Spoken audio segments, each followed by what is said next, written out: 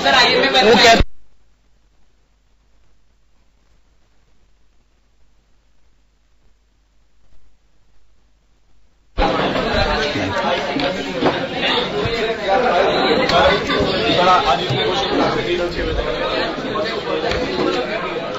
अच्छा ये बताइए, सबसे पहले हमारे जो रिमेनिंग क्वेश्चंस हैं, पहले मुझे उसकी लिस्ट चाहिए। Okay, remaining questions, question number 2, 4, 5, 7, 8, 10, 11,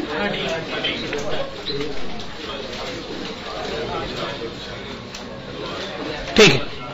question number 2, 4, 5, 7, 8, 10, 11, 13, ठीक है।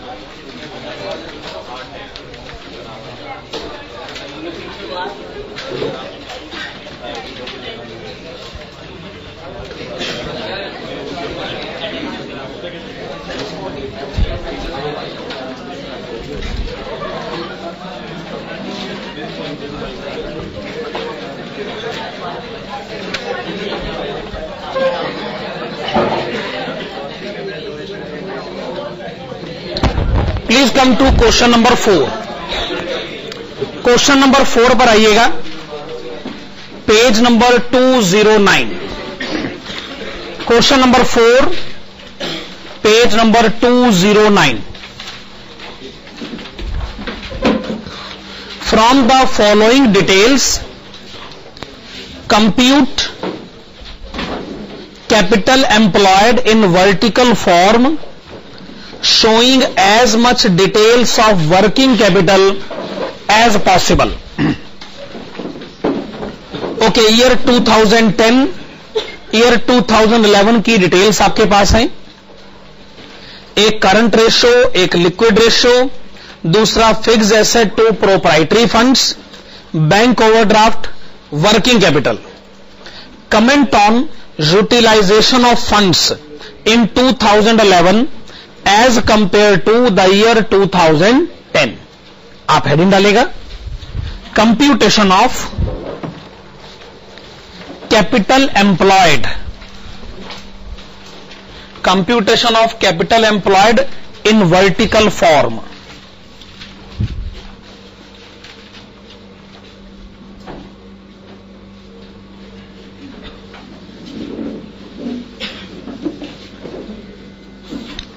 चलिए आइए कैपिटल एम्प्लॉयड कैलकुलेट करने का प्रोसीजर शुरू करते।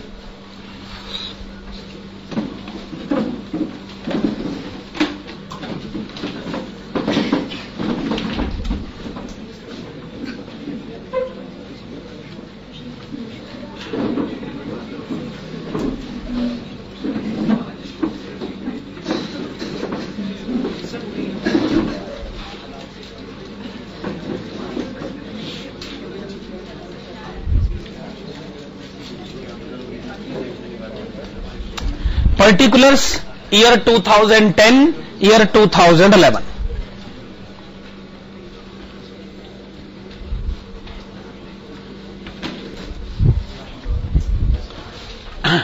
और ईयर 2010, 2011 दोनों में आप एक एक इनर कॉलम जरूर बनाइएगा।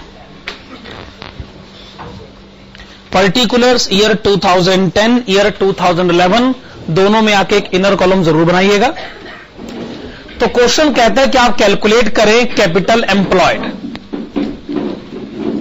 देखिए, कैपिटल एम्प्लॉयड के असल में दो फार्मूले होते हैं। एक फार्मूला तो होता है share holders funds plus long term loan, पर यह क्वेश्चन कहता है showing as much details of working capital as possible. इसका मतलब ये दूसरा फार्मूला लगवाना चाहते हैं। दूसरा फार्मूला होता है fixed assets plus working capital. तो पहले इसका मतलब हमें फिक्स्ड एसेट्स ही लिखनी चाहिए। फिक्स्ड एसेट्स में अगर वर्किंग कैपिटल ऐड कर दिया जाए, फिक्स्ड एसेट्स में अगर वर्किंग कैपिटल ऐड किया जाए तो कैपिटल एम्प्लॉयड आता है। पर क्वेश्चन कहता है कि वर्किंग कैपिटल की मैक्सिमम डिटेल्स आप शो करें। वर्किंग कैपिटल का फार्मूला होता है current assets minus current liabilities. ठीक बात है। अब इस क्वेश्चन में आप करंट एसेट्स की कितनी डिटेल्स शो कर सकते हैं? अगर क्वेश्चन में करंट रेशो है तो इसका मतलब करंट एसेट है, अगर क्वेश्चन में लिक्विड रेशो है तो इसका मतलब लिक्विड एसेट भी है, और लिक्विड एसेट करंट एसेट का पार्ट होता है।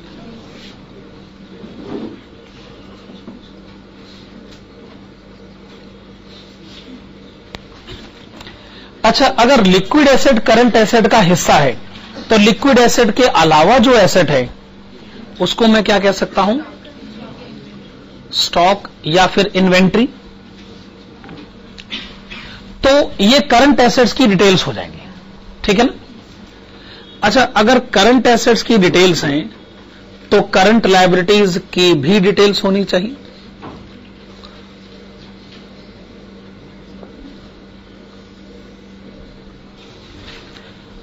अब क्वेश्चन में लिखा हुआ है बैंक ओवरड्राफ्ट, और आप जानते हैं बैंक ओवरड्राफ्ट जो है वो करंट लायबिलिटी का हिस्सा होता है।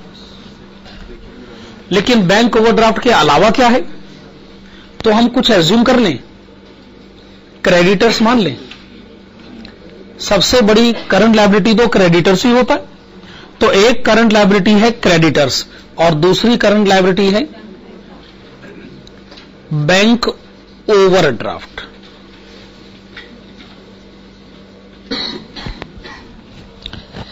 मतलब मैं ये कहना चाहता हूं कि अगर करंट एसेट्स करंट लायबिलिटीज की ये डिटेल्स दी जाएं तो गिवन क्वेश्चन में ये मैक्सिमम डिटेल्स हो सकती है। फिर हम क्या करेंगे? करंट एसेट में से करंट लायबिलिटीज माइनस करेंगे, अकॉर्डिंगली हमें वर्किंग कैपिटल पता चल जाएगा। अच्छा, फिक्स्ड एसेट्स हमें पहले से मालूम होगा, वर्किंग कैपिटल हम पता करेंगे। अगर हम दोनों को ऐड कर दें तो दोनों के टोटल को हम क्या कहना चाहेंगे? Capital employed. तो कैपिटल एम्प्लॉयड बेसिकली क्या है? Fixed assets plus working capital. Position ठीक है? तो अब फिर आंसर शुरू करें। आइए नोट नंबर 1 बनाते हैं।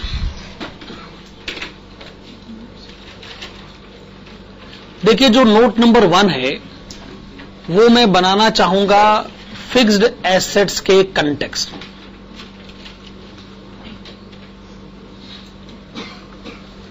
जो नोट नंबर 1 है मैं वो बनाना चाहूंगा फिक्स्ड एसेट्स के कंटेक्स्ट में।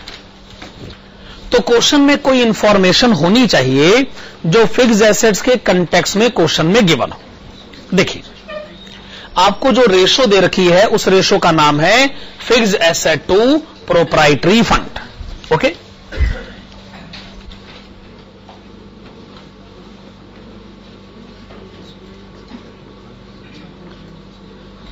चलिए आइए पहले ईयर 2010 के बारे में बात करें।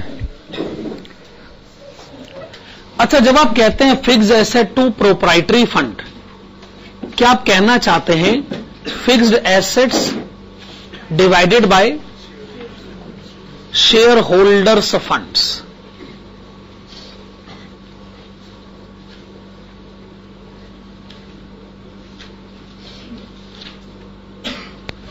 क्या आप कहना चाहते हैं fixed assets divided by share holders funds? क्या ये बात सही? अच्छा, ईयर 2010 में कितना दे रखा है? 0.70।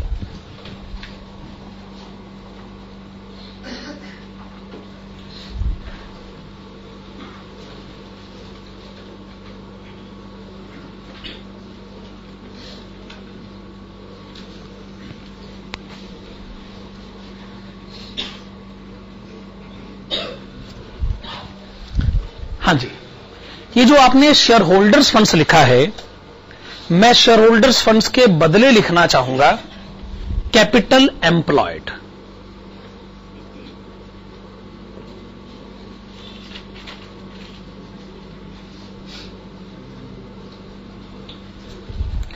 अब मैं शेयर होल्डर्स फंड्स को कैपिटल एम्प्लॉयड कैसे लिख सकता हूं? अगर यह माना जाए कि कोई लॉन्ग टर्म डेप्ट नहीं, कैपिटल एम्प्लॉयड का फॉर्मूला क्या होता है? Share holders funds plus long term loan. अगर यह माना जाए कोई लॉन्ग टर्म डेप्ट नहीं है कोई लॉन्ग टर्म लोन नहीं है, तो इसका मतलब मैं शेयर होल्डर्स फंड्स को कैपिटल एम्प्लॉयड कह सकता हूं। ठीक है। अच्छा, ये अजम्पशन आपकी क्या मदद क्या कर देगी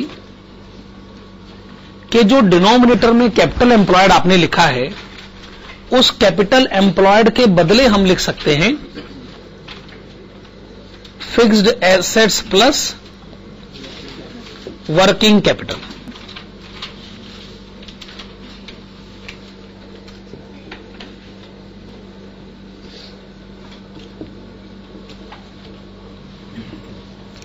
देखो भाई, फिक्स्ड एसेट्स तो आप कैलकुलेट करना चाहते,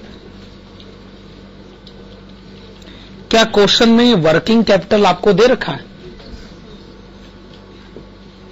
तो आप बताइए, ईयर 2010 में आपको वर्किंग कैपिटल क्वेश्चन में कितना दे रखा है? ईयर 2010 में आपको वर्किंग कैपिटल कितना दे रखा है? 2,25,000। This is equal to 0.70। फिर तो आप इस इक्वेशन को सॉल्व करके ये बता सकते हो कि फिक्स एसेट का अमाउंट कितना लिखा जाए। ओके, आपने बताया रुपीज 5,25,000, 5,25,000 पे आ गया ना। ये 5,25,000 पे ईयर 2010 की फिक्स एसेट है। तो आप अपने आंसर में आइए, आप फिक्स एसेट लिखे 5,25,000। आप ईयर 2010 में आइए, आप फिक्स एसेट लिखें 5,25,000। अच्छा, ईयर 2010 में वर्किंग कैपिटल कितना है? 2,25,000।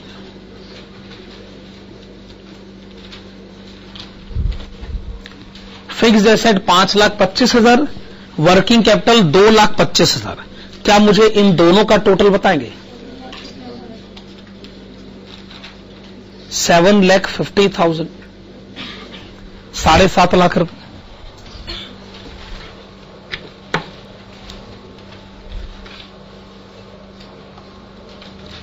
ओके, क्या यहां तक पोजीशन ठीक है?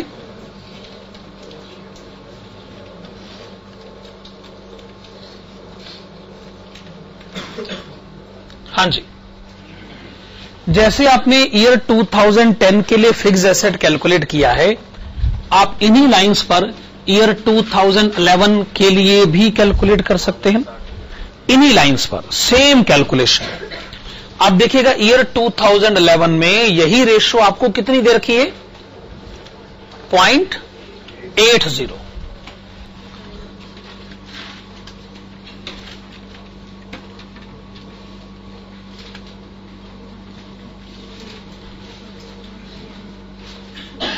और ईयर 2011 में आपको वर्किंग कैपिटल कितना दे रखा है? 2,40,000। तो ईयर 2011 में इन्हीं लाइंस पर आप फिक्स एसेट कितनी कैलकुलेट कर लेंगे? 9,60,000।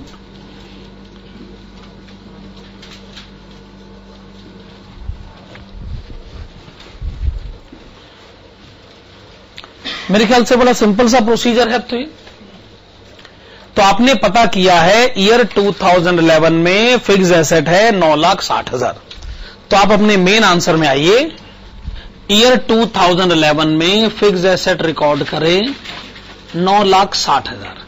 ईयर 2011 में वर्किंग कैपिटल क्वेश्चन में गिवन है 2,40,000। तो ईयर 2011 में कैपिटल एम्प्लॉयड कितना लिखा जाए? 12 lakhs, 12 लाख रुपए। देखिए, एक सेंस में सोचा जाए तो आपने आंसर तो दे ही दिया है। क्वेश्चन ने आपसे पूछा क्या है कि ईयर 2011 और ईयर 2012 का, ईयर 2010 और 11 का कैपिटल एम्प्लॉयड बताइए। तो कैपिटल एम्प्लॉयड हमने बता तो दिया, ये रहा कैपिटल एम्प्लॉयड, ये रहा कैपिटल एम्प्लॉयड।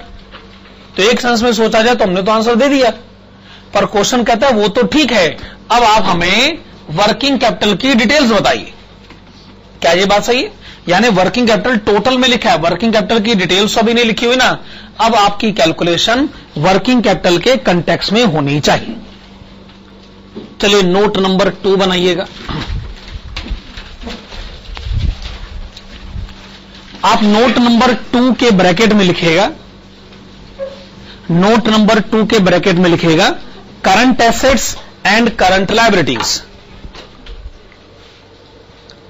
नोट नंबर 2 है current assets and current liabilities.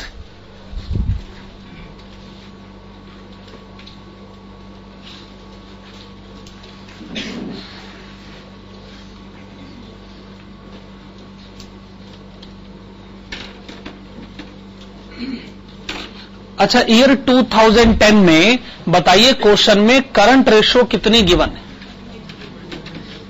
2.5।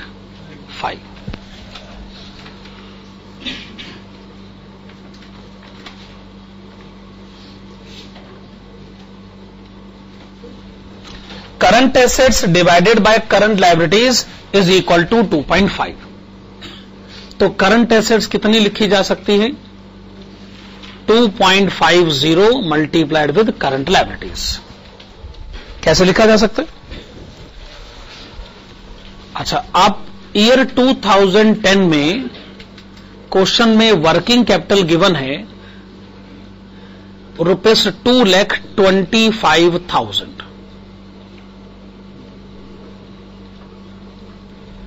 Year 2010 में वर्किंग कैपिटल गिवन है 2,25,000। वर्किंग कैपिटल का मतलब है current assets minus current liabilities.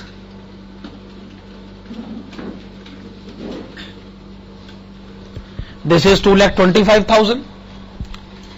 आप करंट एसेट के बदले लिख सकते हैं 2.50 multiplied with current liabilities.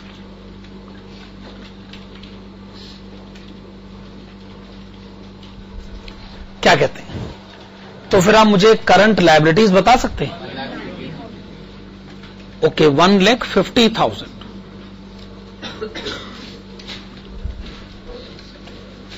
Current assets 2.50 multiplied with current liabilities. Okay, 3,75,000।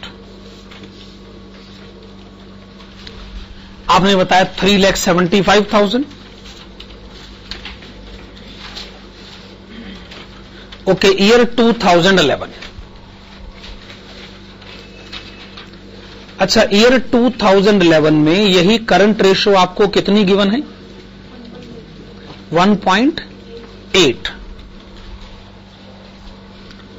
So current assets divided by current liabilities is equal to 1.8।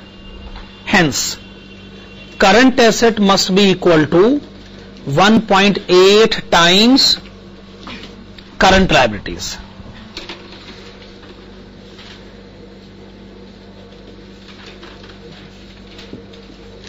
Okay, working capital आपको given है 2,40,000। Working capital आपको given है 2,40,000। Current assets minus current liabilities 2,40,000। Current asset के बदले लिखा जा सकता है 1.8 times current liabilities minus current liabilities. This is equal to 2,40,000। तो करंट लायबिलिटी कितना हो गया? 3 lakhs। करंट लायबिलिटीज 3 lakhs हो गया। करंट एसेट्स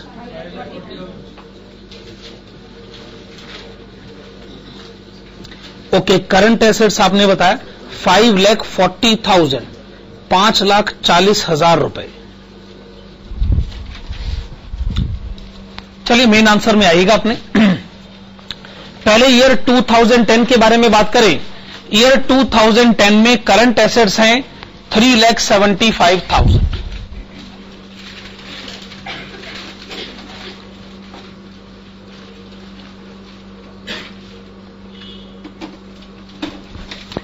ईयर 2010 में करंट लायबिलिटीज हैं 1,50,000।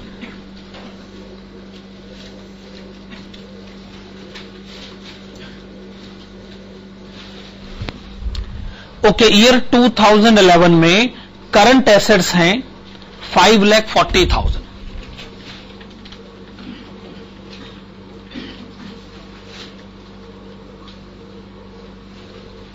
ईयर 2011 में करंट लायबिलिटीज हैं 3 लाख।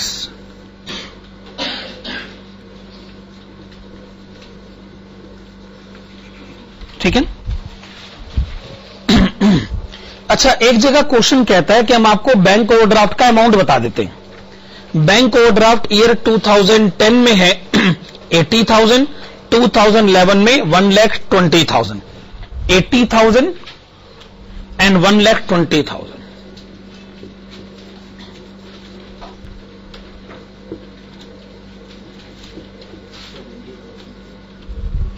चलिए, बैंक ओवरड्राफ्ट आपने बताया 80,000 एंड 1,20,000। ऐसी सिचुएशन में क्रेडिटर्स बैलेंसिंग फिगर आएगा 70,000 एंड 1,80,000। क्या ये बात सही? इसका मतलब करंट लायबिलिटीज की पोजीशन हम समझ गए हैं। अब हमें करंट एसेट की पोजीशन समझनी है। मेरे ख्याल से हम करेंगे क्या, अगर हम लिक्विड एसेट्स कैलकुलेट कर लेते हैं तो स्टॉक बैलेंसिंग फिगर आ जाएगा।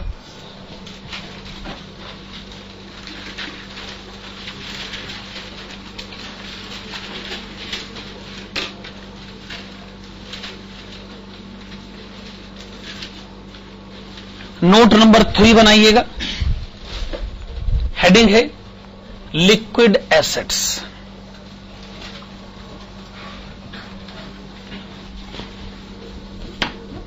नोट नंबर 3 आपने हेडिंग डाली लिक्विड एसेट्स।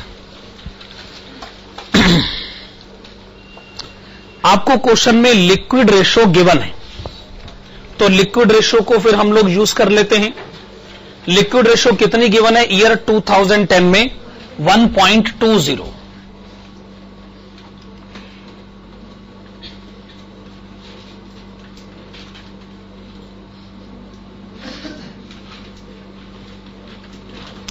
अगर लिक्विड रेशो है 1.20 तो लिक्विड रेशो का फॉर्मूला क्या होता है? Liquid assets divided by current liabilities.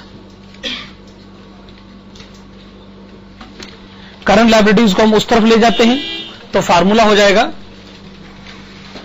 1.20 multiplied with current liabilities.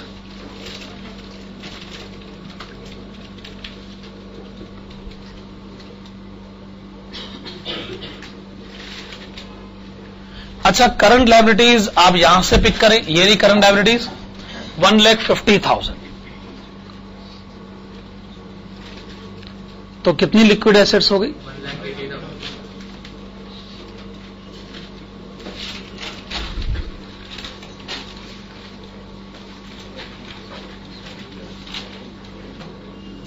आप आइए ईयर 2011 की तरफ। अच्छा, ईयर 2011 में आपको लिक्विड रेशो कितना गिवन है? लिक्विड रेशो कितना गिवन है? 0.6। अगर लिक्विड रेशो 0.6 है तो इसका मतलब लिक्विड एसेट्स किसके इक्वल है?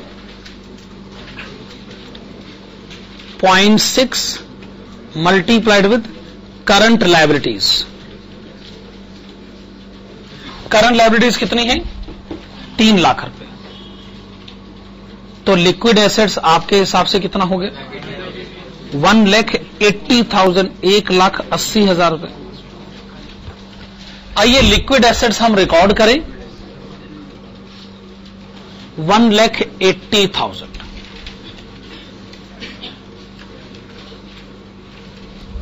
अच्छा, अब आप मुझे स्टॉक बैलेंसिंग फिगर बताएं। 1,95,000 एंड 3 लाख 60,000। देखिए हमने कैपिटल एम्प्लॉयड कैलकुलेट किया और हम जितनी मैक्सिमम डिटेल शो कर सकते थे हमने उसे प्रेजेंट किया।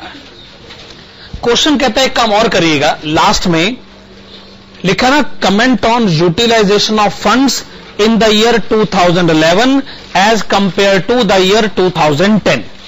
तो अब लास्ट में लिखेगा, हेडिंग डालेगा comments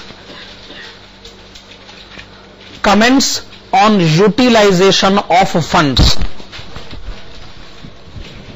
comments on utilization of funds। आपने हेडिंग डाली comments on utilization of funds, लिखिएगा as compared to the year 2010, as compared to the year 2010, comma, the amount of capital employed,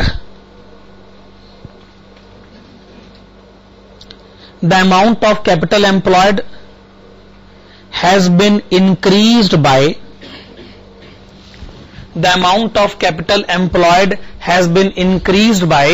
rupees 4,50,000, 4.5 lakh रुपए। 4.5 लाख कैसे आया bracket में जरूर लिखिएगा, रुपीस 12 लाख माइनस 7,50,000। ओके, आगे लिखिएगा सिंस देयर इज नो डेप्ट कैपिटल, ये बात हम ऑलरेडी मान चुके ना कि कोई डेप्ट कैपिटल नहीं है, तभी हमने एक जगह शेयर होल्डर्स फंड्स को कैपिटल एम्प्लॉयड के इक्वल मान लिया था। सिंस देयर इज नो डेप्ट capital, comma, this additional capital of rupees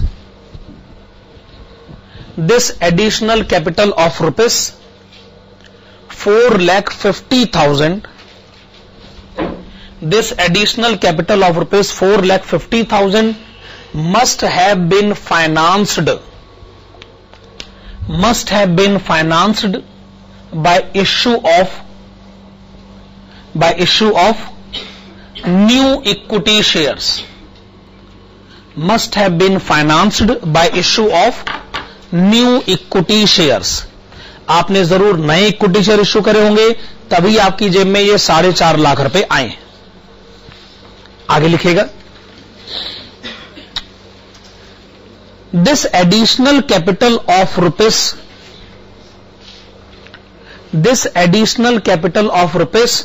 4,50,000,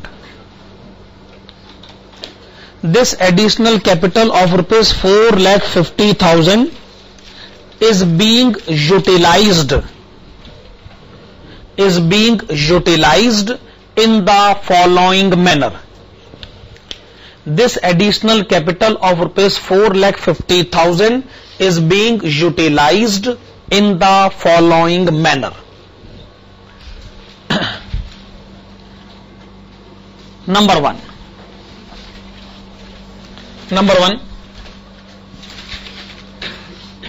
purchase of new fixed asset, purchase of new fixed asset to the extent of rupees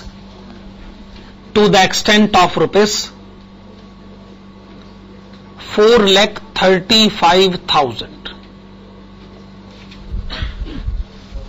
4,35,000 कैसे आया? 9,60,000 minus 5,25,000।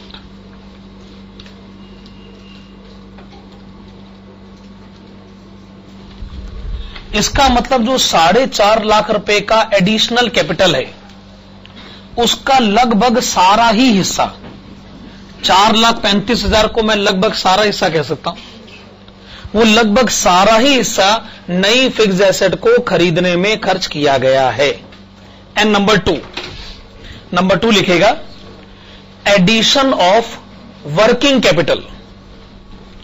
Number 2 लिखेगा addition of working capital to the extent of rupees,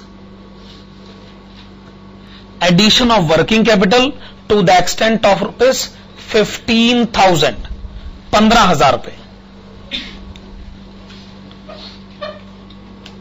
और ये कैसे आया?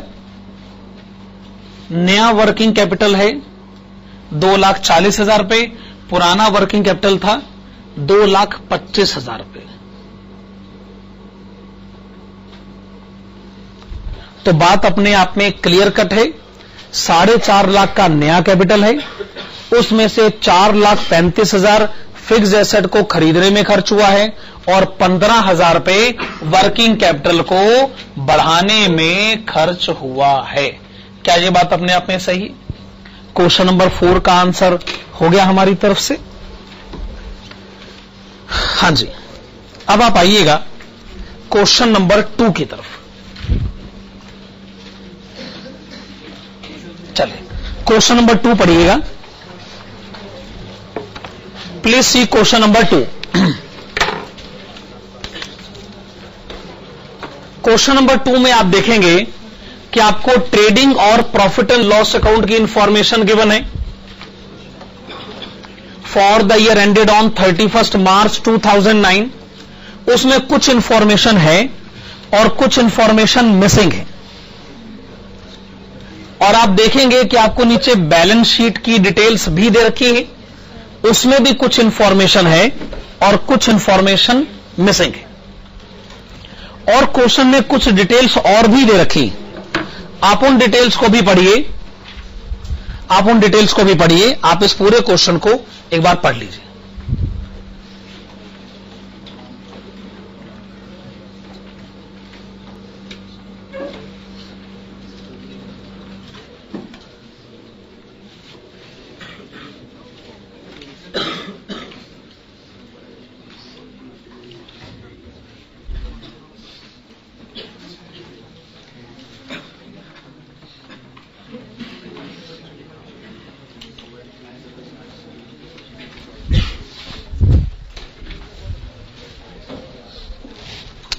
चलिए आइए question की रिक्वायरमेंट को शुरू करते हैं।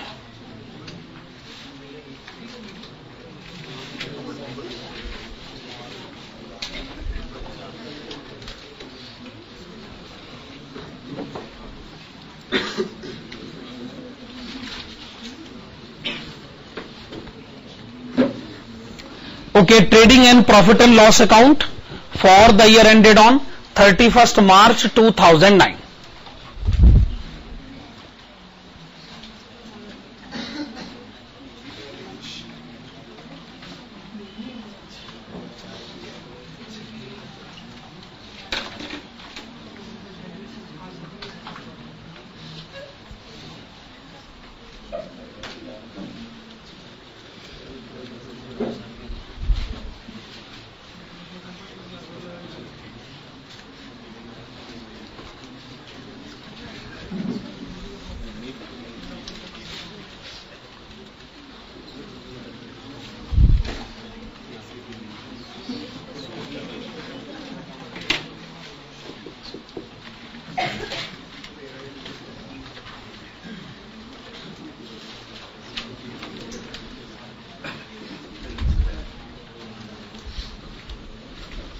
हां जी, तो आपकी रिक्वायरमेंट है trading and profit and loss account और बैलेंस शीट एज ऑन 31 मार्च 2009। आइए क्वेश्चन में जितनी डिटेल्स गिवन है पहले एक एक करके उन सबको लिखा जाए।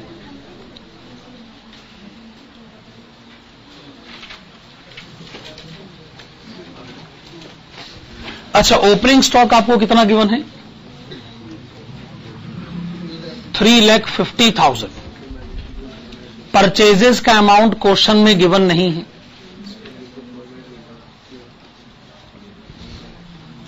डायरेक्ट एक्सपेंसेस का अमाउंट क्वेश्चन में कितना गिवन है? 87,500। ग्रॉस प्रॉफिट का अमाउंट क्वेश्चन में गिवन नहीं।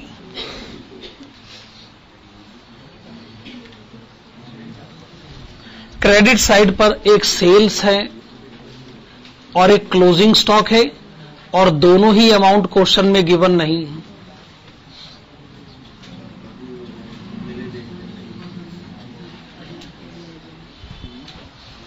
ग्रॉस प्रॉफिट का अमाउंट जो भी है उसने जाना अगले स्टेज पर है।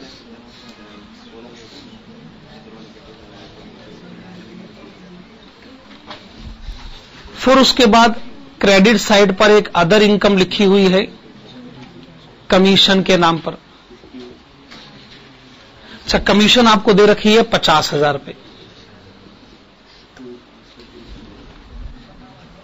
फिर उसके बाद लिखा हुआ है डेबिट साइड पर ऑफिस एक्सपेंसेस।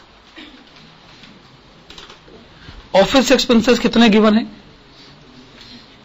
213421। उसके बाद है interest on debentures. Interest on debentures आपको गिवन है ₹30,000। फिर है प्रोविजन फॉर टैक्स। अच्छा, प्रोविजन फॉर टैक्स का अमाउंट क्वेश्चन में गिवन नहीं है। और उसके बाद है नेट प्रॉफिट।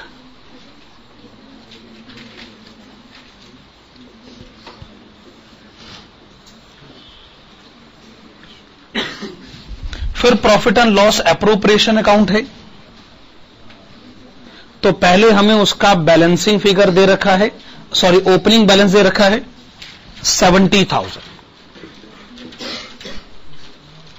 फिर है net profit of the year.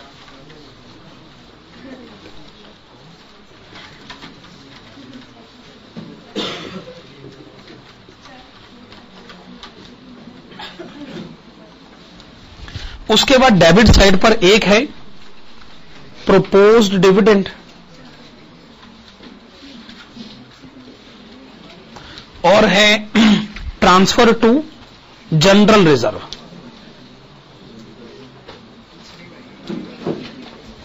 और लास्ट में है टू बैलेंस कैरी डाउन। और ये जो बैलेंस कैरी डाउन है इसके ब्रैकेट में क्या लिखा है? Transfer to balance sheet. Transfer to balance sheet.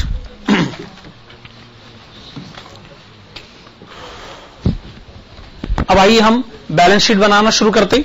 Balance sheet में सबसे पहले है शेयर कैपिटल, जो कि पेड अप कैपिटल लिखा हुआ है और वो अमाउंट कितना लिखा है? 5 लाख।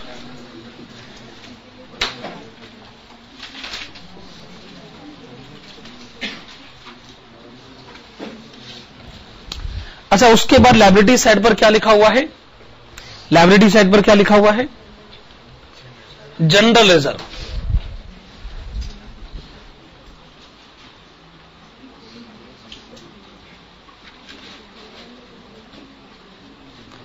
अच्छा, जनरल रिजर्व में एक तो लिखा हुआ है ओपनिंग बैलेंस और दूसरा क्या लिखा हुआ है? एडिशन। ओके, एक तो लिखा है ओपनिंग बैलेंस, दूसरा आपने लिखा है एडिशन। उसके बाद है profit and loss account.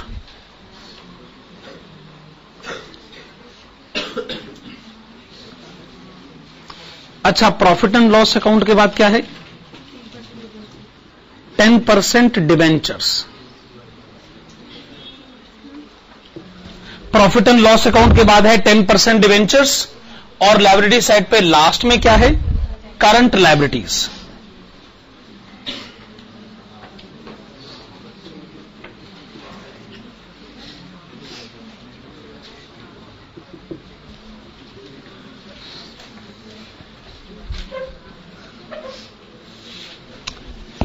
Okay, asset side पर आइए। पहले है फिक्स्ड एसेट्स।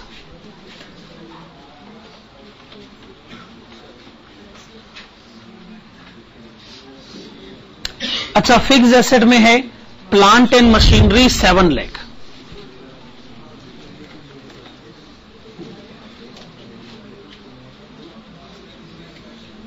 इस प्लांट एंड मशीनरी 7 लाख के बाद अलग से क्या है?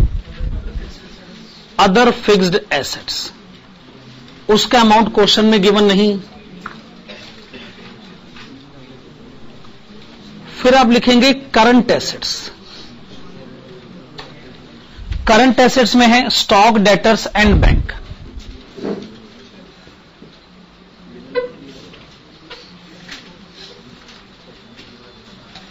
अच्छा, बैंक बैलेंस सिर्फ आपको गिवन है, और बैंक बैलेंस कितना गिवन है?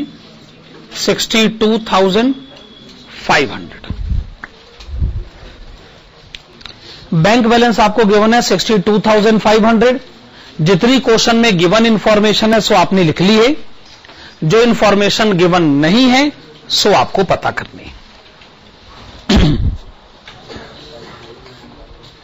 तो आइए वर्किंग नोट्स बनाना शुरू करते हैं। पहला वर्किंग नोट बनाइएगा, नोट नंबर 1। देखिए, जो क्वेश्चन में इतनी सारी इंफॉर्मेशन है, आप इसमें इंफॉर्मेशन नंबर 3 को पढ़िएगा। जो इतनी सारी इंफॉर्मेशन है उसमें इंफॉर्मेशन नंबर 3 को पढ़िए। क्या लिखा हुआ है? Proposed dividend are 40% of paid up capital. तो आप लिखिएगा proposed dividend is equal to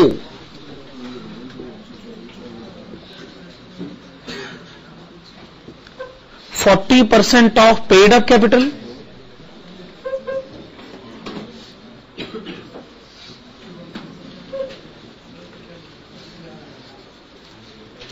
is equal to 40% of paid up capital है 5 लाख रुपए। तो आप इसका 40% बताइए कितना लिखना है? ₹2 लाख।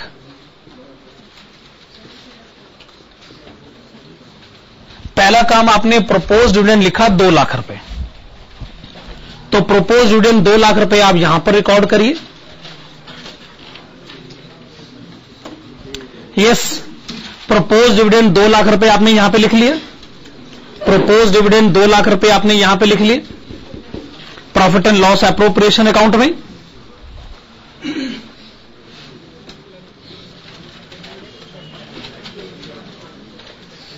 Note number 2। यस, एक एंट्री रिकॉर्ड हो चुकी है। प्रपोज डिविडेंड आपने लिखा 2 लाख रुपए, वो आपने एप्रोप्रिएशन अकाउंट में लिख लिया। अब आप एक काम करेगा, एडजस्टमेंट नंबर 6 को देखिएगा। क्या लिखा है? Transfer to general reserve is equal to propose dividend.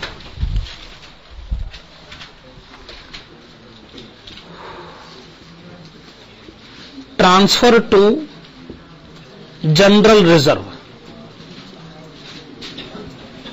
Yes, transfer to general reserve. The question says it is equal to proposed dividend, और ये आपने कैलकुलेट करा है ₹2 लाख।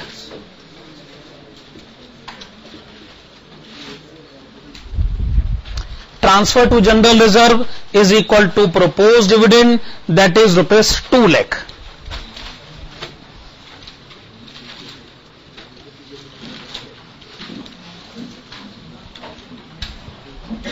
तो आपने क्या लिखा? Transfer to general reserve ₹2 lakh. ये आपने profit and loss appropriation account में रिकॉर्ड कर लिया ₹2 लाख।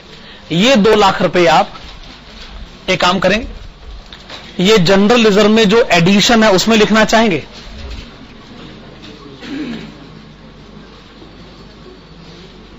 ₹2 लाख। ओके, क्या ये पोजीशन क्लियर है? आपने जो अमाउंट जनरल रिजर्व में ट्रांसफर किया है वो अमाउंट लायबिलिटी साइड में यहां एडिशन के तौर पर दिखाया जाना चाहिए।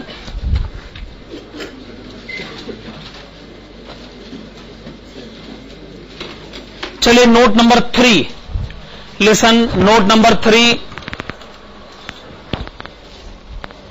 अपना लास्ट एडजस्टमेंट, एडजस्टमेंट नंबर 9 पढ़िएगा। लास्ट एडजस्टमेंट, एडजस्टमेंट नंबर 9 पढ़िए। Okay, this is opening balance of general reserve.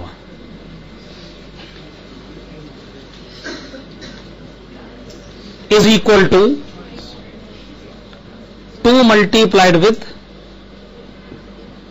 General reserve created during the year.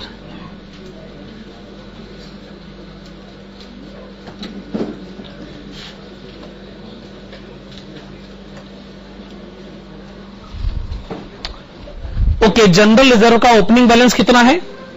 जितना जनरल रिजर्व इस साल क्रिएट किया गया है उसका डबल। इस साल जनरल रिजर्व क्रिएट किया गया है 2 लाख रुपए, आप इसका डबल बताएं, rupees 4 lakh. Yes, general reserve का ओपनिंग बैलेंस है 4 लाख रुपए। ये 4 लाख रुपए आप यहां पर रिकॉर्ड करिएगा। तो आप मुझे जनरल रिजर्व का क्लोजिंग बैलेंस बताएं। 6 लाख रुपए। ओके, जनरल रिजर्व का क्लोजिंग बैलेंस आपने बताया 6 लाख रुपए।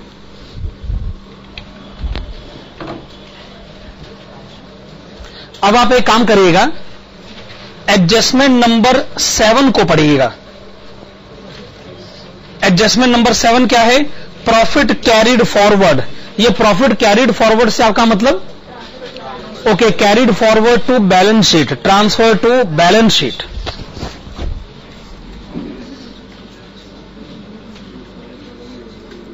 Profit transferred to balance sheet कितना लिखा हुआ है? कितना लिखा हुआ है? 10% ऑफ proposed dividend।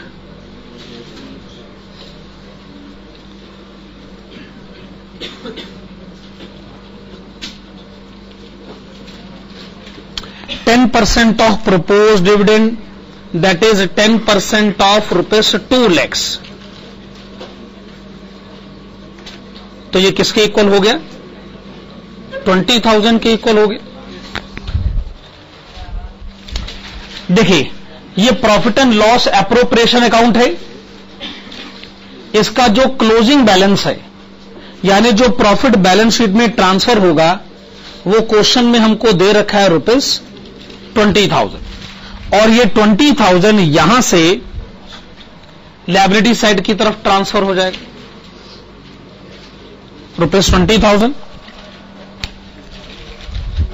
क्या ये पोजीशन क्लियर है? अब नाउ लिसन प्लीज। देखिए, अब क्वेश्चन एक तरफ तो कहता है 10% डिवेंचर्स, फिर क्वेश्चन कहता है इंटरेस्ट ऑन डिवेंचर्स 30,000। तो आप बताइए फिर डिवेंचर्स कितने के हो गए? 3 लाख रुपए के।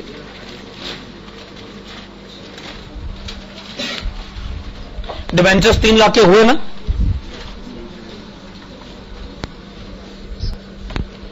डिवेंचर्स अगर 3 लाख रुपए के हैं, डिवेंचर्स अगर 3 लाख रुपए के हैं, तो आप एक काम करिएगा, इंफॉर्मेशन नंबर 5 पढ़िएगा।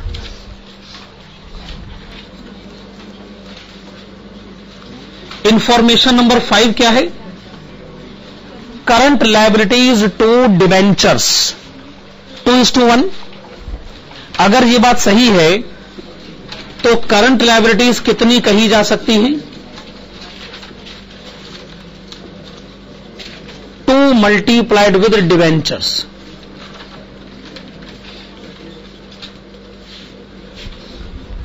डिवेंचर्स अगर 3 लाख रुपए के हैं तो करंट लायबिलिटीज है इसका 2 टाइम्स, तो इसका 2 टाइम्स कितना हो गया? रुपीज 6 लाख, 6 लाख रुपए। तो आप करंट लायबिलिटीज रिकॉर्ड करें रुपीज 6 लाख। लायबिलिटी साइड का टोटल 20,20,000। आपने लायबिलिटी साइड का टोटल बताया 20,20,000। ये एसेट साइड का टोटल भी होना चाहिए।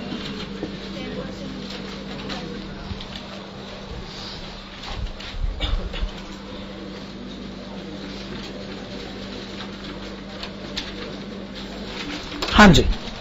अच्छा, अब एक काम करिएगा, इंफॉर्मेशन नंबर 1 पढ़िए, जिसमें लिखा है कि जो करंट रेशो है वो है 2:1। करंट रेशो कितनी है? 2:1। अगर करंट रेशो 2:1 है तो क्या मैं कह सकता हूं कि current assets is equal to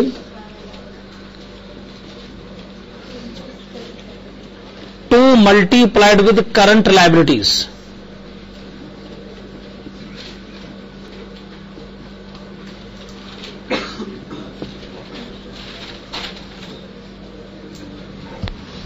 current liabilities कितनी है? 6 लाख रुपए। तो आप उसका 2 टाइम्स बताइए, 12 लाख रुपए। हां जी, तो आपने करंट एसेट्स कितनी पता कर ली हैं? 12 लाख रुपए। तो आप बैलेंस शीट में जाइए, करंट एसेट्स आप रिकॉर्ड करिए 12 लाख रुपए।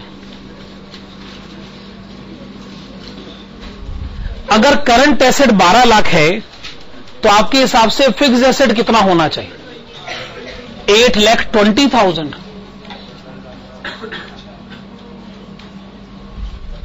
अगर करंट एसेट 12 लाख है तो फिक्स एसेट 8,20,000 होना चाहिए। अच्छा, प्लांट एंड मशीनरी कितना है? 7 लाख रुपए।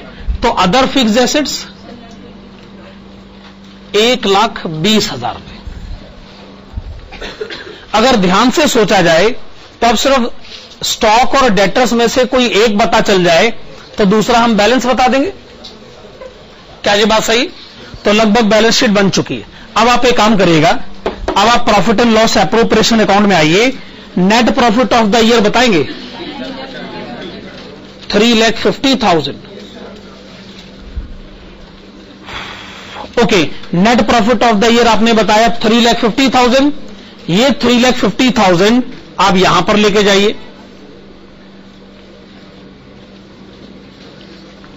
यस, ये 3,50,000 आप यहां लेकर आए।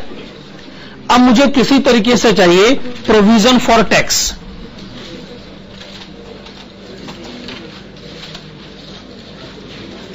तो क्वेश्चन पढ़िए, प्रोविजन फॉर टैक्स के बारे में क्वेश्चन में कोई इंफॉर्मेशन होनी चाहिए।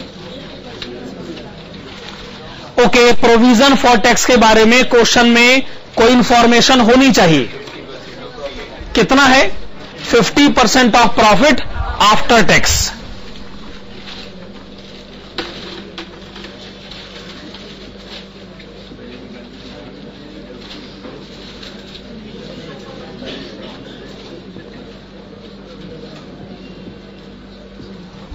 ओके, आपने लिखा 50% ऑफ प्रॉफिट आफ्टर टैक्स। देखिए, ये जो आपने 3.5 लाख का प्रॉफिट कैलकुलेट किया है, ये टैक्स के बाद का ही प्रॉफिट है ना। तो 50% of 3,50,000, this is equal to 1,75,000। Provision for tax लिखा जाए 1,75,000।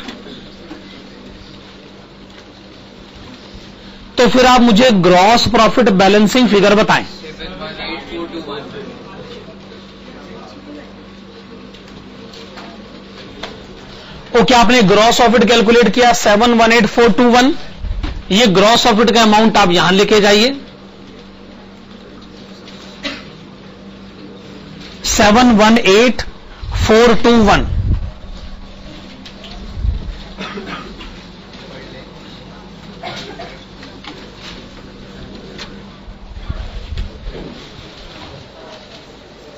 $7,18,421। अच्छा, अब आप अगला नोट बनाइएगा। अगले नोट में आप लिखिएगा sales is equal to gross profit divided by gross profit ratio.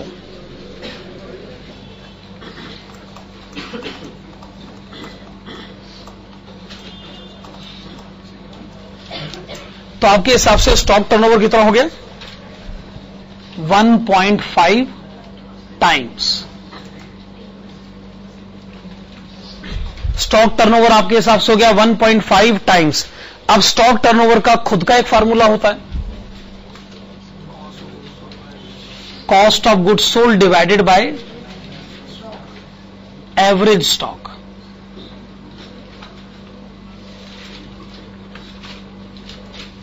This is equal to 1.5। क्या ये बात सही? तो इसका मतलब एवरेज स्टॉक किसके इक्वल कहा जा सकता है? Cost of goods sold divided bye 1.5 divided by 1.5। Cost of goods sold तो आप यहां से पिक करेंगे 12 लाख रुपए, आप इसको डिवाइड करिएगा 1.5 से,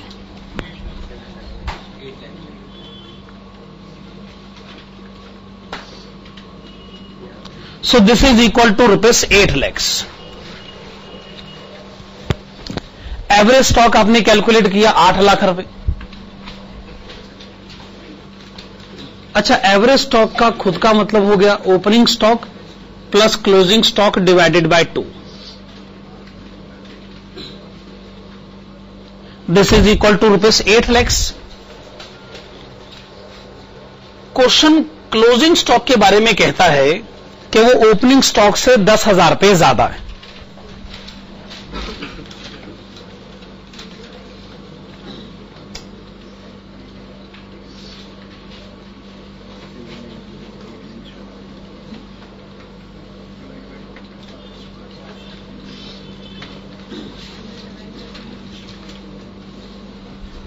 क्लोजिंग स्टॉक जो है ओपनिंग स्टॉक से 10,000 रुपए ज्यादा है, तो हमने ओपनिंग स्टॉक को तो ऐसे ही लिखने दिया, क्लोजिंग स्टॉक हमने लिखा ओपनिंग स्टॉक प्लस 10,000। अब आप इस इक्वेशन को सॉल्व करके ओपनिंग स्टॉक बता सकते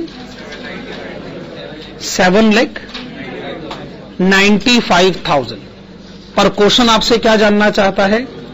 closing stock, which is opening stock plus 10,000, 7,95,000 plus 10,000, and this is equal to ₹8,05,000।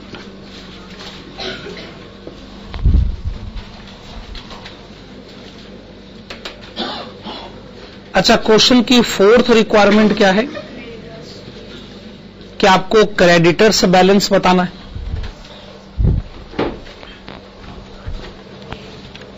तो आपको कोई इंफॉर्मेशन क्वेश्चन में होनी चाहिए।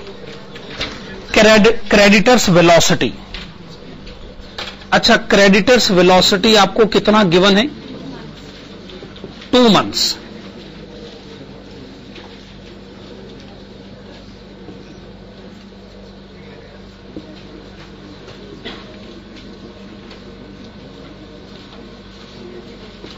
एक बार फिर से, क्रेडिटर्स पेमेंट पीरियड आपको गिवन है 2 months।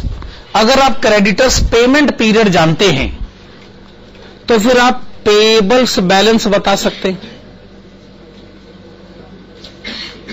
पेबल्स बैलेंस से आपका मतलब होगा creditors and bills payable taken together.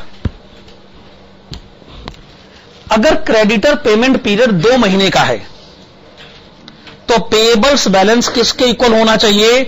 2 महीनों की क्रेडिट परचेजेस के इक्वल होना चाहिए। It must be equal to total annual credit purchases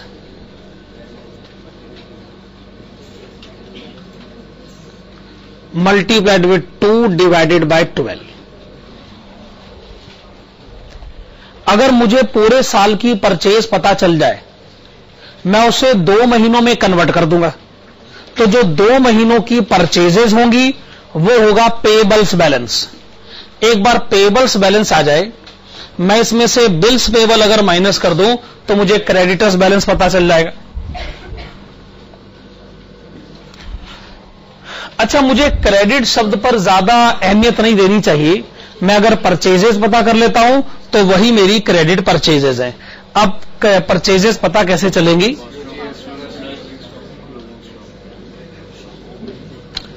total annual consumption of material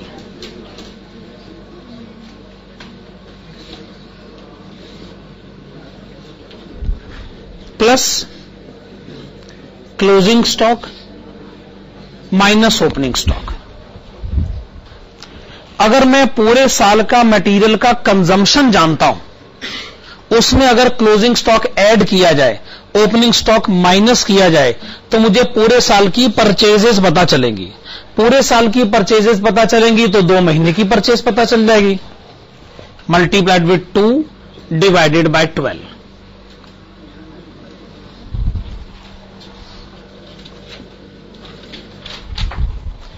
अब मैं जानना चाहता हूं कि पूरे साल के मटेरियल का कंजम्पशन कहां से लाया जाए।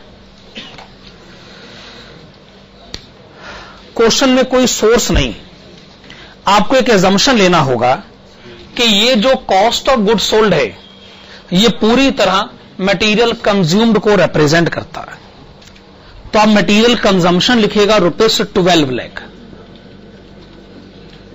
आप इसमें ऐड करें क्लोजिंग स्टॉक, आप इसमें ऐड करें क्लोजिंग स्टॉक, आपने अभी अभी पता किया है 8,05,000। आप इसमें से माइनस करें opening stock 7,95,000 multiplied with 2 by 12।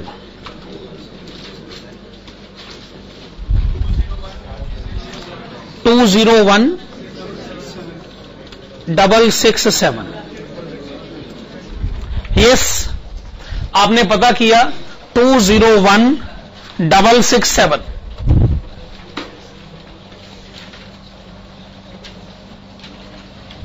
आपने पता किया 201,667, लेकिन आप जानना चाहते हैं क्रेडिटर्स बैलेंस।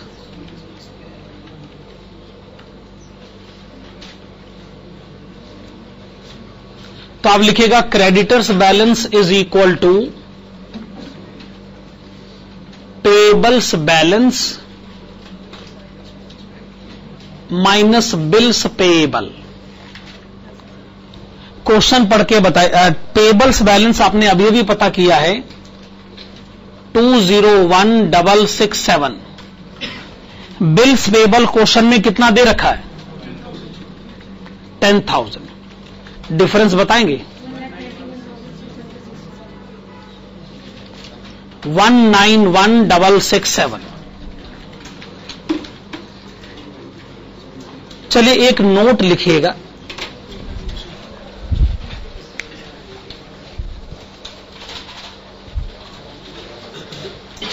नोट में आप लिखेंगे it is assumed that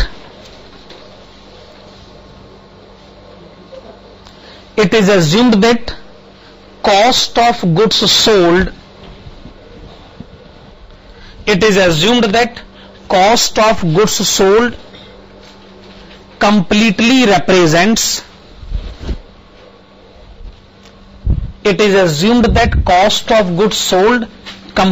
represents the consumption of raw material. It is assumed that cost of goods sold completely represents consumption of raw material.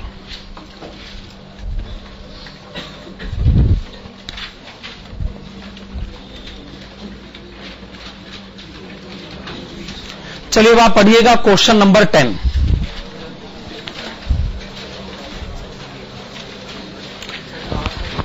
Question number 10 देखिएगा, a company gives you the following information.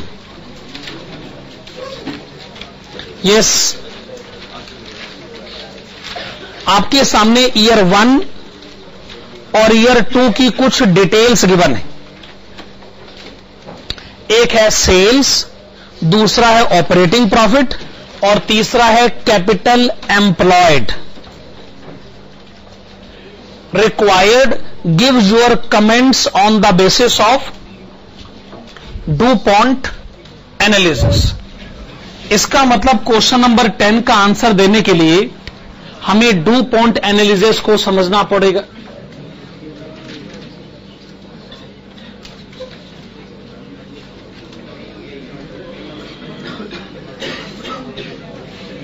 चलिए heading डालिएगा, DuPont analysis. DuPont एक American company का नाम है। DuPont analysis, ये जो analysis है ये सिर्फ एक रेशो के कंटेक्स्ट में है और रेशो है रिटर्न ऑन कैपिटल एम्प्लॉयड। देखिए एक रेशो है रिटर्न ऑन कैपिटल एम्प्लॉयड, उस रेशो के कंटेक्स्ट में डुपॉन्ट कंपनी का एक एनालिसिस। पहले हम उस एनालिसिस के बारे में बात करते हैं, फिर हम इस क्वेश्चन का आंसर दे सकते हैं। एनालिसिस क्या है वैसे? ऑपरेटिंग प्रॉफिट डिवाइडेड बाय, पहले तो आप वो फार्मूला बताइए जो आप जानते हैं। आप जानते हैं ऑपरेटिंग प्रॉफिट, या जिसको मैं EBIT भी कह सकता हूं, operating profit divided by capital employed.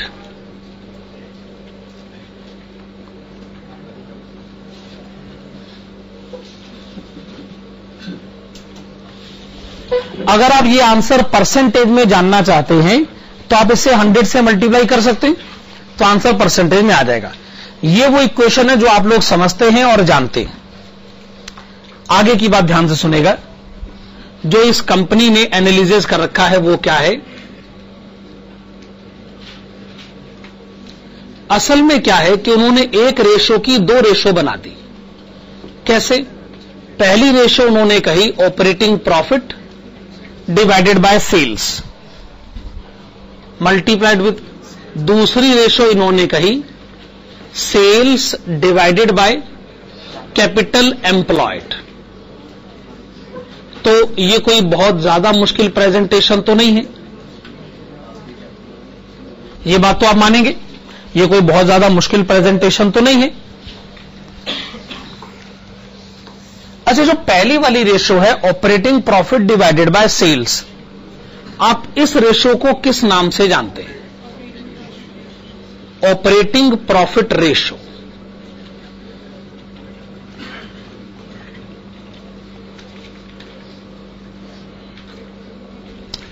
ये जो दूसरी वाली रेशो है sales divided by capital employed, आप इस रेशो को किस नाम से जानते हैं?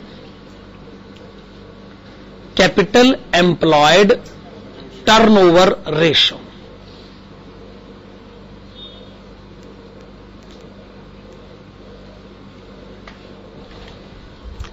ये बात तो आप रिकॉग्नाइज करेंगे कि अगर एक रेशो दो रेशोज का मल्टीप्लीकेशन है, अगर इसमें से कोई एक रेशो भी बढ़ जाए तो अल्टीमेटली ROCE बढ़ जाएगा। अगर दोनों रेशोज बढ़ जाएं तो ROCE बहुत ज्यादा भी बढ़ सकता है। क्या ये बात सही?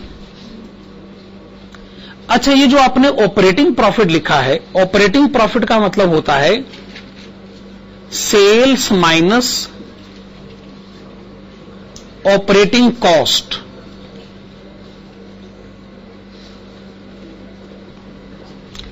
सेल्स का मतलब है बिजनेस से होने वाली सेल, ऑपरेटिंग कॉस्ट का मतलब है बिजनेस पर होने वाला खर्चा। यही होता ना ऑपरेटिंग प्रॉफिट रेशियो।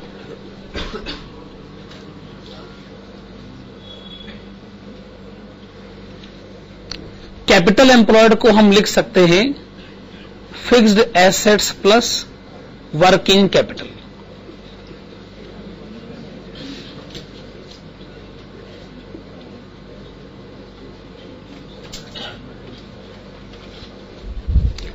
सवाल ये उठता है पहली रेशो को कैसे सुधारा जा सकता है? अगर मान लीजिए सेल बढ़ती है लेकिन कॉस्ट या नहीं बढ़ती है या कम बढ़ती है, तो क्या ये पहली वाली रेशो सुधारी जा सकती? और अगर ये रेशो सुधर जाए तो क्या ROCE बढ़ जाएगा? या फिर अगर मान लो सेल्स नहीं बढ़ रही, कंपनी कहते हैं जी सेल्स नहीं बढ़ रही है, लेकिन अगर हम कॉस्ट को कम कर दें तो क्या कॉस्ट को कम करने से ऑपरेटिंग प्रॉफिट बढ़ सकता है और ऑपरेटिंग प्रॉफिट के बढ़ने से ऑपरेटिंग प्रॉफिट रेशियो भी बढ़ सकती? तो हम आपको ऑपरेटिंग प्रॉफिट रेशियो बढ़ाने के टारगेट एरियाज ही तो बता रहे हैं कि एक रेशियो को कैसे सुधारा जा सकता है ताकि ROCE में बढ़त करी जा सके। दूसरी रेशियो कहती है कि देखिए आपके बिजनेस में फिक्स्ड एसेट और वर्किंग कैपिटल में पैसा लगा और उसकी वजह से सेल होती है। मान लीजिए आप फिक्स्ड एसेट और वर्किंग कैपिटल में 1 रुपया और नहीं लगाते, उसी फिक्स्ड एसेट और उसी वर्किंग कैपिटल की मदद से आपकी सेल बढ़ जाती, तो क्या इससे कैपिटल एम्प्लॉयड टर्नओवर रेशियो बढ़ सकती है? क्या इस रेशियो के बढ़ने से ROCE बढ़ सकता है? या अगर आपको जी सेल हमसे नहीं बढ़ती, हमने कहा क्यों ना एक काम करें, बिजनेस में कैपिटल का पैसा लगाए, अगर मैं कैपिटल बाहर निकाल लूं, कैपिटल मैं वापस बिजनेस से निकाल लूं, लेकिन कैपिटल निकालने के बावजूद सेल मेरी अभी भी वहीं की वहीं है,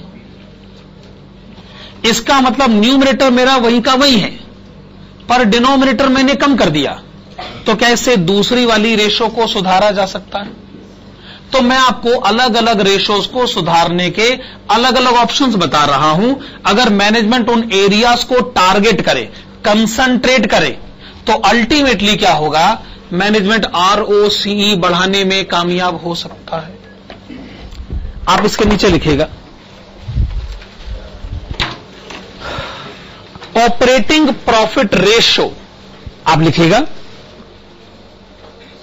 ऑपरेटिंग प्रॉफिट रेशियो में be increased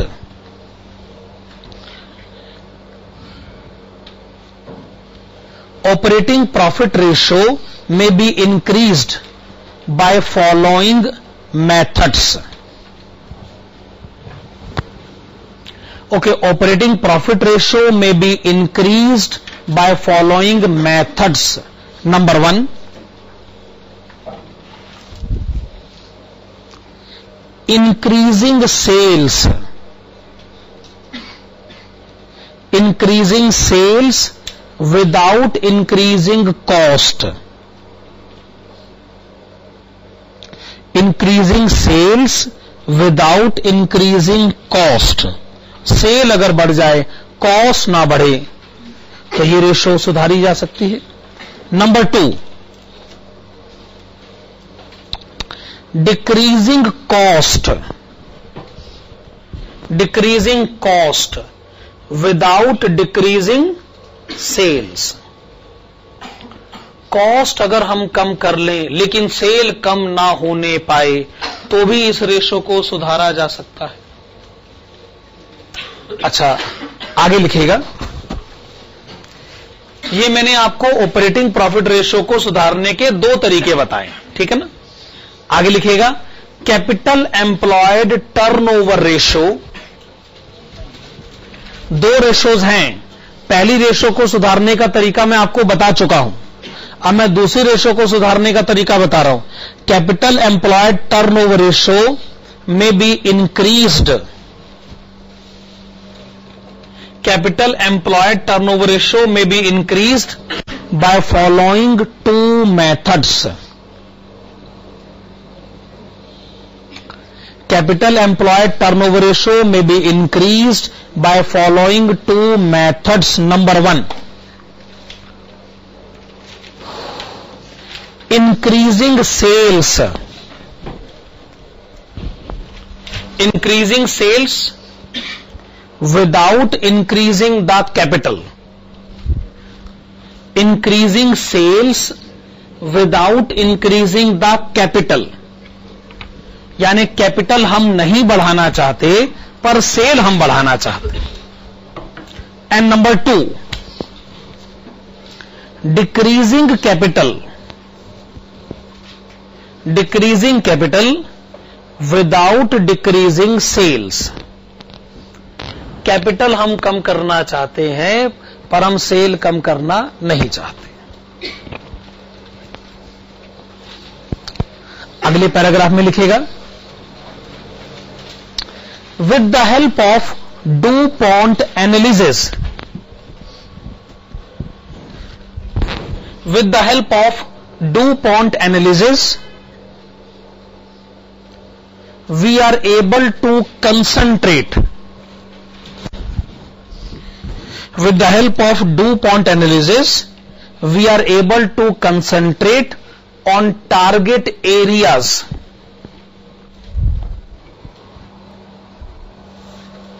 we are able to concentrate on target areas where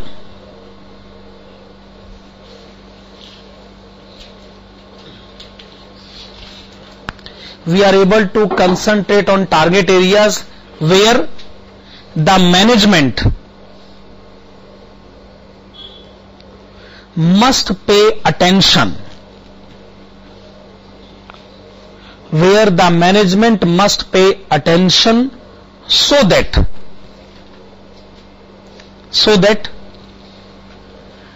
either operating profit ratio is improved,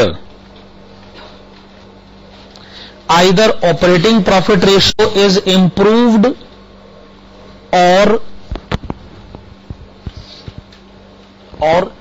capital employed turnover ratio is improved, or capital employed turnover ratio is improved so that the ultimate result is that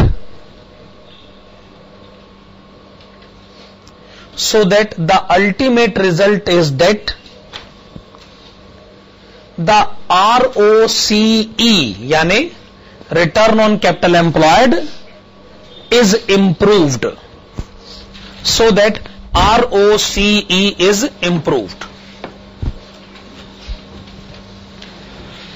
question number 10 जो है, एक बार उस question को फिर से पढ़ लिया जाए. Question number 10, A company gives you the following information. आपके सामने ईयर 1 और ईयर 2 की डिटेल्स गिवन है. क्या क्या गिवन है? Sales, operating profit and capital employed. Required gives your comments on the basis of DuPont analysis. तो आप लिखिएगा ROCE इज इक्वल टू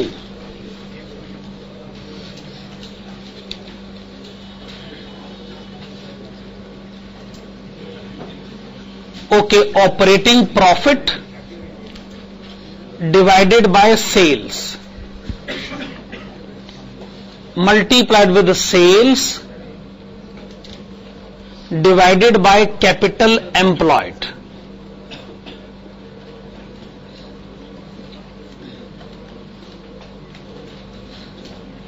तो पहला काम तो आपने यही किया, आपने रिटर्न ऑन कैपिटल एम्प्लॉयड को दो रेशोज के मल्टीप्लीकेशन में लिखा.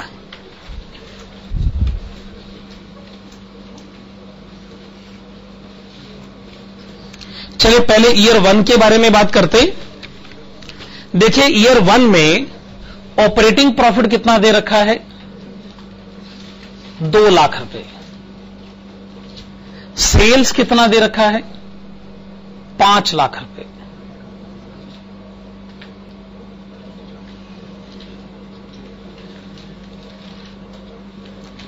और कैपिटल एम्प्लॉयड दे रखा है 10 लाख रुपए. जब आप 2 लाख को 5 लाख से डिवाइड करोगे तो यह आता है 0.40, और 0.40 को मैं लिख सकता हूं 40%. जब आप 5 लाख को 10 लाख से डिवाइड करोगे तो यह आता है 0.50, जिसको मैं लिख सकता हूं 50%, और दोनों के मल्टीप्लीकेशन को मैं लिख सकता हूं 20%.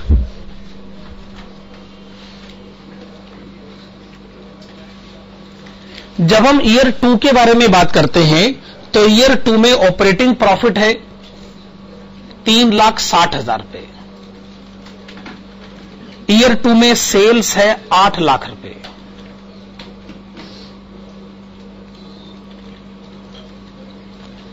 अच्छा, ईयर 2 में कैपिटल एम्प्लॉयड है 12,50,000 रुपए. ईयर 2 में ऑपरेटिंग प्रॉफिट रेशियो कितना है? 0.45, जिसको हम लिख सकते हैं 45%। ये कितना है? 0.64, जिसको कि हम लिख सकते हैं 64%।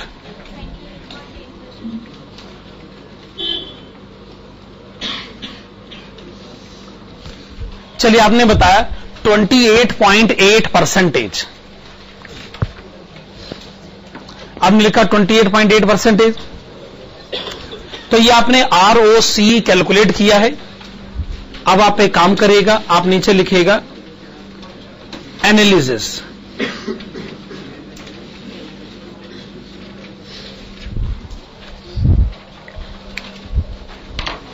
एनालिसिस में लिखेगा as compared to year 1,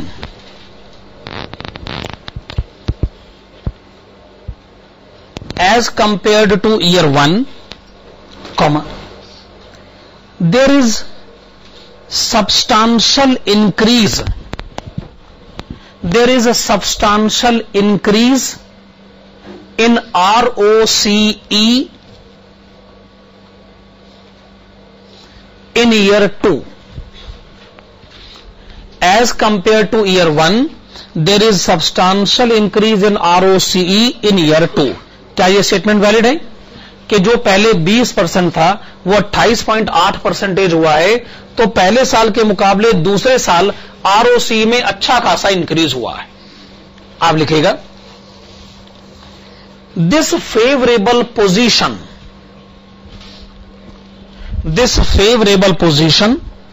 is obtained.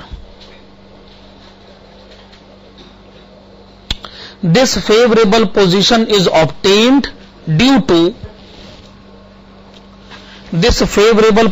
obtained due to following two reasons. This favorable position is obtained due to following two reasons. Number 1, capital employed turnover ratio. Capital employed turnover ratio is increased. Capital employed turnover ratio is increased from 50% to 64%.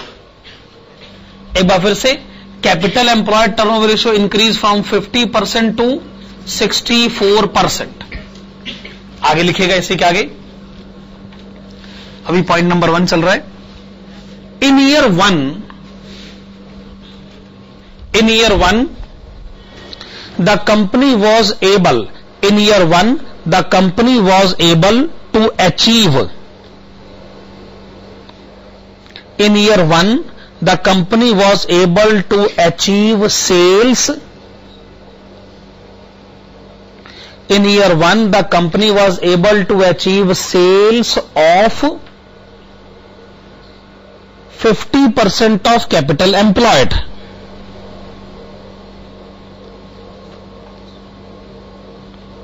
Whereas in year 2,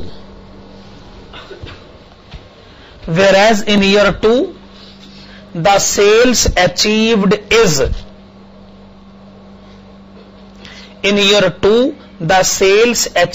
is 64% of capital employed. देखिए, अगर capital 10 lakh है तो cell 5 lakh है। इसका मतलब cell आपके capital का 50% है। दूसरे साल में सेल आपके कैपिटल का 64% है। क्या इसका मतलब यह है कि अब आप अपने कैपिटल को बड़ा एफिशिएंटली यूज करने लगे और उसे एफिशिएंटली यूज करके आप ह्यूज सेल अचीव करने लगे? तो इसी के कंटिन्यूएशन में लिखेगा, hence The company is now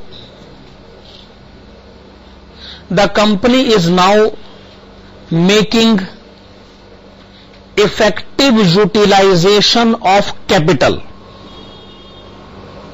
The company is now making effective utilization of capital for the purpose of achieving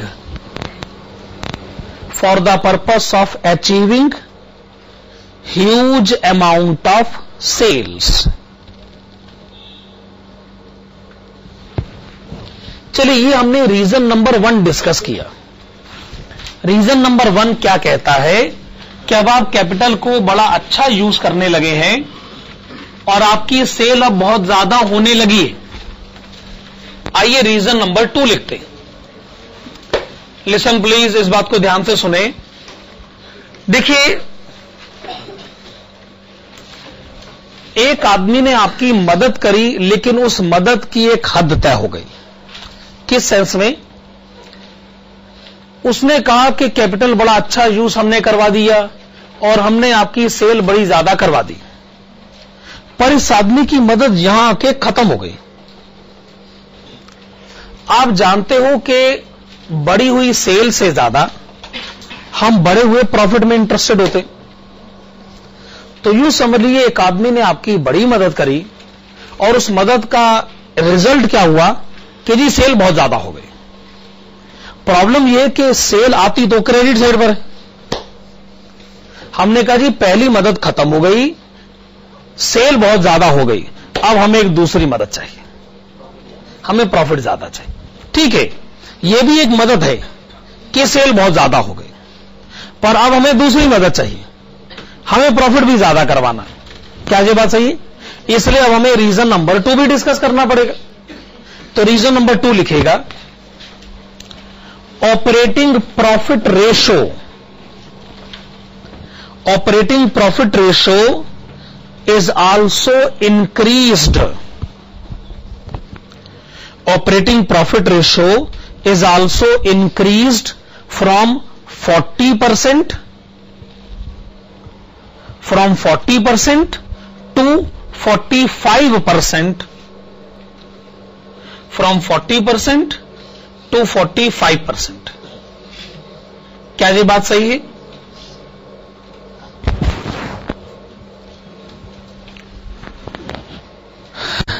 इसके आगे लिखेगा, in other words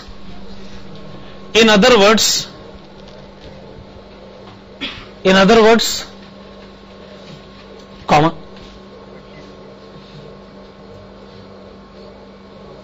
operating cost ratio.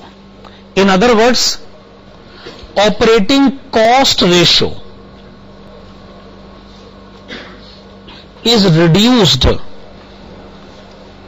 is reduced from 60% to 55%.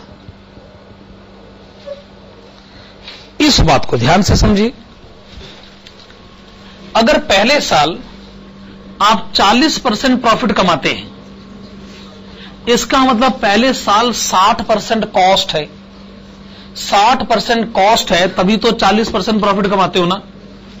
अगर दूसरे साल आप 45% प्रॉफिट कमाते हो तो कॉस्ट कितनी है? 55%. क्या यह बात सही नहीं है कि आपने कॉस्ट को रिड्यूस करने में कामयाबी हासिल करी? पहले 60% खर्चे में चला जाता था, अब 55% खर्चे में जाता है. क्या आप कॉस्ट को कम करने में कामयाब हुए हैं? कॉस्ट को कम करने में कामयाबी बड़ी मुश्किल से मिलती. मैनेजमेंट ने जरूर कॉस्ट रिडक्शन ड्राइव को बड़े सक्सेसफुली अडॉप्ट किया, वरना कॉस्ट को 5% कम, उन्होंने जरूर टारगेट एरियाज देखे होंगे कि कहां कहां कॉस्ट कम किया जा सकता है, और उन जगह पे कॉस्ट को कम करने की पॉलिसी सक्सेसफुली अडॉप्ट करी गई है. प्रॉफिट अपने आप नहीं बढ़ता है, कॉस्ट कम करने से प्रॉफिट बढ़ता है. तो मैनेजमेंट सक्सेसफुल प्रॉफिट बढ़ाने में हुई है ऐसा नहीं है, मैनेजमेंट सक्सेसफुल हुई है कॉस्ट को कम करने में. ठीक बात है ना? तो आप लिखिएगा, hence the management is able to reduce the cost, the management is able to reduce the cost to a great extent,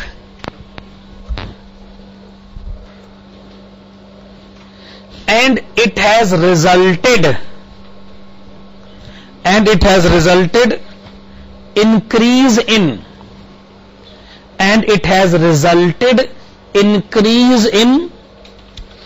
operating profit ratio, and it has resulted increase in operating profit ratio. तो ये computation तो छोटा सा ही था, इसका analysis जो है वो बड़े स्ट्रॉन्ग टर्म्स में लिखा गया। परसों की जो क्लास होगी हम उसको 3:45 पे शुरू कर देंगे, और पूरी उम्मीद है कि 6 बजे से पहले ही वो क्लास आपकी खत्म हो जाएगी। परसों की क्लास 3:45 पर शुरू करेंगे, 6 बजे से पहले खत्म करेंगे, ठीक है ना? Thank you.